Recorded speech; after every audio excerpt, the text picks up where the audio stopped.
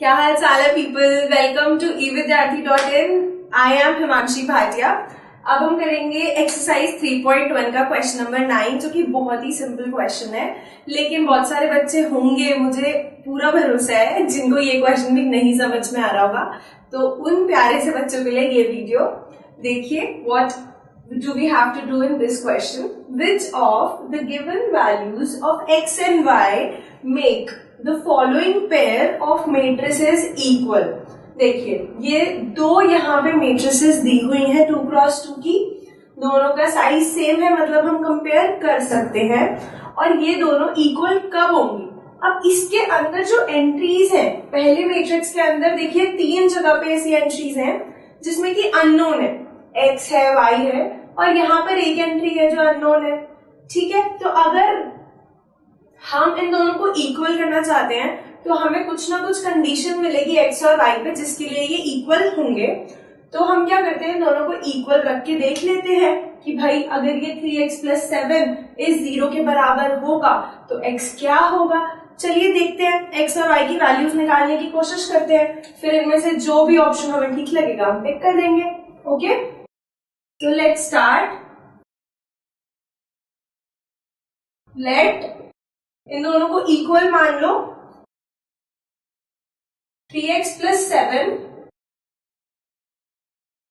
यहाँ है y + 1, यहाँ है 5 और इधर है 2 - 3x। इन दोनों को क्या करना है, इक्वल लेना है। यहाँ पे क्या है, 0, y - 2, 8 एंड 4। अब अगर हम इनको इक्वल लेंगे तो मैंने पहले भी ऐसे सिमिलर क्वेश्चंस करवाए जिसमें हम अगर दो मैट्रिसेस इक्वल है, उसमें 4 होंगी एलिमेंट्स, 4 एंट्रीज होंगी, तो आप 1 बाय 1 चारों को इक्वल रख लो। ठीक है, 4 इक्वेशंस बन जाएंगी। चलो यहाँ पे कर रही हूँ। पहला 3x + 7 इसके बराबर आ गया 0 के, ये पहली इक्वेशन बन गई।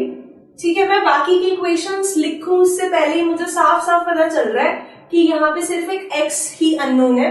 इस 7 को उधर लेके जाओ, 3 से भाग करो, क्या मिलेगा, -7/3। तो यहाँ से मुझे मिल गया x = -7/3। और अगर तुम्हें ये भी नहीं समझ में आ रहा कि कैसे निकालते हैं तो फिर आई एम सॉरी, आप ये वीडियो रोको, पहले पुराना पढ़ के आओ, फिर ये समझना। ठीक है, दूसरा 5 = y -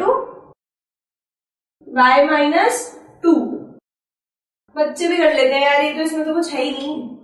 y को क्या करोगे, 5 + 2 7 बन गया। Okay, third y + 1 = 8।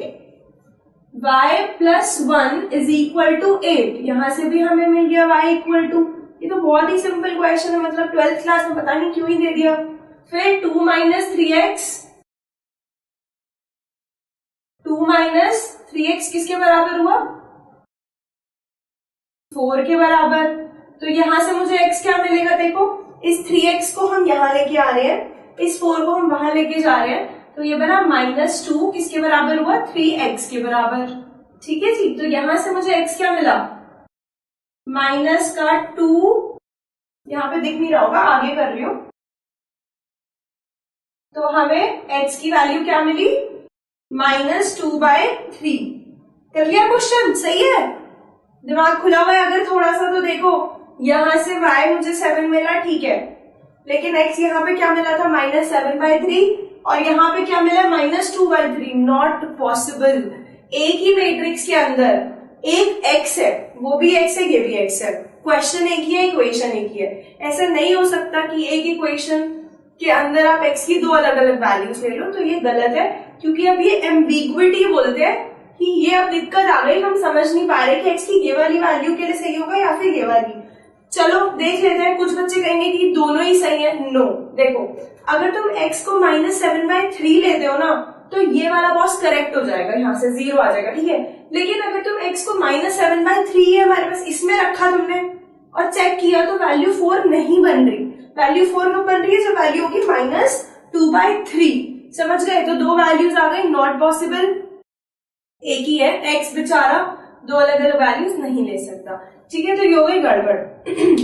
ये तो हमने क्वेश्चन प्रॉपर सॉल्व कर दिया और हमने आंसर टिक कर दिया कि नॉट पॉसिबल टू फाइंड। लेकिन अगर एग्जाम में इस तरीके से आता है कि पूरा सॉल्व नहीं करना है, सिर्फ आपको ये टिक करना है, जैसे ये मल्टीपल करेक्ट है, MCQ है तो आप इसको सिर्फ एक ऑप्शन टिक करना है।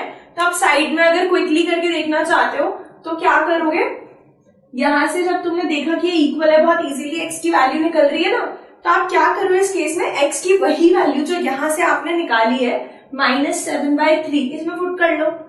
करके देखोगे आंसर नहीं आएगा 4, मतलब गड़बड़ है, तो आप डायरेक्टली लिख दोगे नॉट पॉसिबल टू फाइंड। इतनी कथा करने की जरूरत ही नहीं पड़ेगी, ठीक है। चलो